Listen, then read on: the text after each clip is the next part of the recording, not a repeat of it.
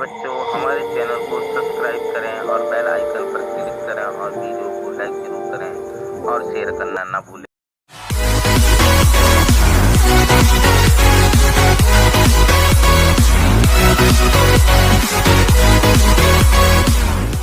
Good morning बच्चों, आज मैं आपको इंटर की तीसरी पोएम ऑन हिज ब्लाइंडनेस पढ़ाने जा रहा हूँ। ठीक है बच्चों, कौन सी पोएम है? On his blindness. पोएट है John Milton. This is sonnet written by John Milton. यह सोनेट है बच्चों, जॉन मिल्टन के द्वारा लिखी जाती है। थोड़ा जॉन मिल्टन के बारे में जान लें। इनका जो जन्म है 1608 में हुआ, जो डेथ हुई 1674 में हुई। The poet John Milton expresses his painful thoughts, अपने कष्टदायी विचारों को व्यक्त करते हैं। व्हेन ही बिकम ब्लाइंड, जब वह अंधे हो जाते हैं। ही वॉज वेरी सैड, इस प्रकार से वह बहुत कष्ट में पड़ जाते हैं। बच्चों देखें, टेक्स्ट में आइए, पैराग्राफ में आइए। कह रहे हैं व्हेन आई कॉन्सिडर, जब मैं सोचता हूं, how my light is spend, मेरी आंखों की रोशनी कैसे चली गई। कवि कहता है, जॉन मिल्टन साहब कहते हैं, जब मैं सोचता हूं, व्हेन मीन्स जब, आई कंसीडर में थिंक, सोचना, how my light is spent, मेरी आंखों की रोशनी कैसे चली गई। ईयर हाफ माई डेज, आधी उम्र के पहले, क्योंकि कभी 44 वर्ष की आयु में अंधा हो गया था। जब 44 वर्ष की आयु में अंधा हो गया तो वह कहता है कि how my light is spent, मेरी आंखों की रोशनी कैसे चली गई।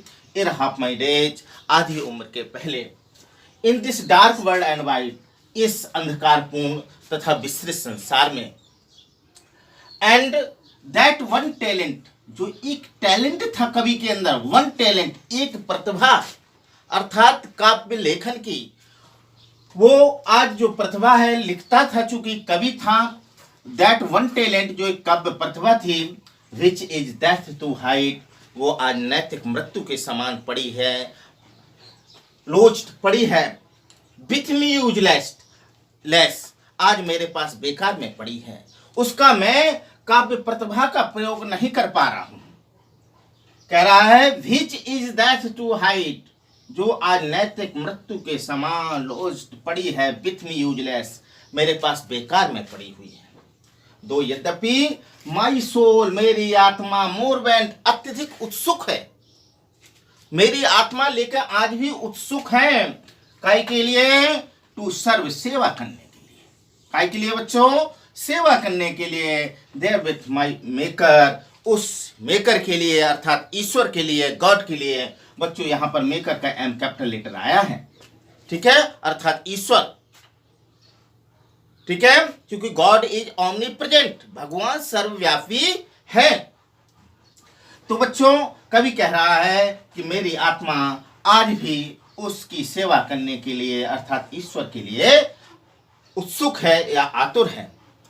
एंड प्रेजेंट, प्रस्तुत है, पेश है आपके सामने, माई ट्रू अकाउंट, मेरा वास्तविक लेखा जोखा। मैंने अच्छे कार्य किए या बुरे कार्य किए, वो आज मेरा लेखा जोखा आपके सामने प्रस्तुत है। एंड ट्रू माई अकाउंट, मेरा वास्तविक लेखा जोखा प्रस्तुत है। लीस्ट, कहीं ऐसा ना होगी। ही वह है, अर्थात गॉड, देखो ही यहां पर बच्चों कैपिटल लेटर आया है। ही वह है, अर्थात ईश्वर, रिटर्निंग चिट, बाद में मुझे डांटे ना, फटकारे ना, अर्थात जब मैं पुनर्जन्म लूं, उस पुनर्जन्म में मुझे गॉड बाद में मुझे डांटे या फटकारे ना। डॉट अर्थात does, got abject day labourer, light denied. बच्चों अंत में प्रश्नवाचक चिन्ह है। क्या ईश्वर मुझसे दिन भर परिश्रम करवाने की आशा रखता है? लाइट डिनाइड, आंखों की रोशनी से वंचित कर देने के पश्चात क्या ईश्वर मुझसे आज भी दिन भर परिश्रम करवाने की आशा रखता है? आई फॉन्डली आस्क्ड, कवि कहता है, मैं ईश्वर से मूर्खतापूर्वक पूछता हूं, बट पेटेंस टू प्रिवेंट, लेकिन अपने अंदर धैर्य को रोके हुए हूं। बट पेशेंट टू प्रिवेंट, मैं अपने अंदर धैर्य को रोके हुए हूँ। दैट मरमर, इस बड़बड़ाहट पर, इस शिकायत पर, इस कंप्लेन पर सुन रिप्लाईज, भगवान जल्दी उत्तर देते हैं। बच्चों, in this line but patience to prevent that murmur soon replies, there is personification अलंकार। इस लाइन में कौन सा अलंकार है? पर्सोनिफिकेशन अलंकार है, figure of speech of personification. तो बच्चों फिर आइए पैराग्राफ में। आई फाउंडली आस्क्ड, मैं मूर्खतापूर्वक पूछता हूँ। बट पेटेंस टू प्रिवेंट, अपने अंदर धैर्य को रोके हुए हूँ। दैट मरमर, इस बड़बड़ाहट पर, इस शिकायत पर। सुन रिप्लाई, भगवान जल्दी उत्तर देते हैं। क्या उत्तर देते हैं? गॉड डज नॉट नीड, भगवान को जरूरत नहीं है, भगवान को जरूरत नहीं है। आइदर मैंस वर्क और हिज ओन गिफ्ट, मनुष्य कार्य जो करता है उसके बदले में उपहार देता हूं। बच्चों, यदि व्यक्ति मजदूरी करता है उसको शाम को दहाड़ी मिलती है। इसी प्रकार भगवान कह रहा है कि मेरे कार्य की जरूरत नहीं है, जो आप मेरा कार्य करते हैं उसके बदले में आपको उपहार देता हूं, गिफ्ट देता हूं। कहते हैं तुम इतने में मुझे कंप्लेन करने लगे। बोले हु बेस्ट, वो सर्वोत्तम है, ऐसे लोग अच्छे हैं। बियर हिज मिलॉक, जो कष्टों को सहन करते हैं। मिलॉक मीन्स होता है जुआ। मिलॉक मीन्स क्या होता है? जुआ। जुआ का तात्पर्य है दो बैलों के कंधे पर रखी जाने वाली लकड़ी, उसको जुआ बोलते हैं। जुआ का यहाँ पर तात्पर्य है कष्ट। बोले हु बेस्ट, कवि कह रहा है वो सर्वोत्तम है। बियर मीन्स सहन करते हैं, ही मिलॉक जो कष्टों को सहन करते हैं। दे सर्व हिम बेस्ट, वो ही मेरी अच्छी तरह से सेवा करते हैं, उसकी अर्थात ईश्वर की। यहाँ पर एच बच्चों कैपिटल लेटर आया है, यहाँ एच का तात्पर्य अर्थात ईश्वर से है। तो यहाँ पर दे सर्व हिम बेस्ट, वो ही भगवान की सर्वोत्तम तरीके से सेवा करते हैं।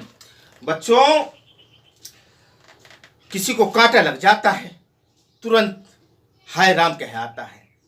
क्यों? यह मम्मी पापा का नाम ले आता है। क्यों? क्योंकि मम्मी पापा भी गॉड गिफ्टेड हैं, भगवान के हैं, ईश्वर साहब कलयुग के साक्षात ईश्वर हैं। तो कवि कह रहा है जो कष्टों को सहन करते हैं वे ही मेरी सर्वोत्तम तरीके से सेवा कर सकते हैं, इसलिए मैं कष्ट देता हूं। भगवान कहने का तात्पर्य है भगवान को अपनी सेवा करवानी पड़ती है, इसलिए वो कष्ट देता है। बच्चों, यहां से एक्सप्लेन के लिए इंपॉर्टेंट, कई बार बोर्ड परीक्षा में पूछा जा चुका है, वेरी मोस्ट इंपॉर्टेंट है। His state is kingly, his state is kingly, उसका जीवन राजशाही है, अर्थात राजा की तरह। भगवान की जो महिमा का वर्णन किया गया है ईश्वर की, हिज स्टेट इज किंगली, उसका जीवन राजशाही है, एक राजा की स्थिति है। 1000, उसके पास हजारों देवदूत हैं। एट हिज बिडिंग स्पीड, जो उसकी आज्ञा का पालन करते हैं तेजी से। कहां कहां? अनपुस्ट ओवरलैंड, संपूर्ण पृथ्वी पर, एन ओशन, सागर पर, विदाउट रेस्ट, बिना आराम किए हुए। ठीक है, बिना आराम किए हुए भगवान की सेवा करते हैं, चाहे थलचर के प्राणी हो वो, चाहे सागर के प्राणी हो, विदाउट रेस्ट, बिना आराम किए हुए वो क्या करते हैं? भगवान की सेवा करते रहते हैं। कभी कह रहा है they also serve who only stand and wait, वो भी सेवा करते हैं। दे आल्सो सर्व, वो भी सेवा करते हैं। हु ओनली स्टैंड, जो दृढ़ता पूर्वक खड़े रहते हैं, एंड वेट, और फल का इंतजार करते हैं। According to a great scholar, किसी विद्वान ने कहा है गॉड इज ओमनीप्रेजेंट, अर्थात ईश्वर सर्वव्यापी है। ओमनीपोटेंस एंड ओमनीसाइंस, सर्वज्ञाता तथा सर्वशक्तिमान है। थैंक्स बच्चों।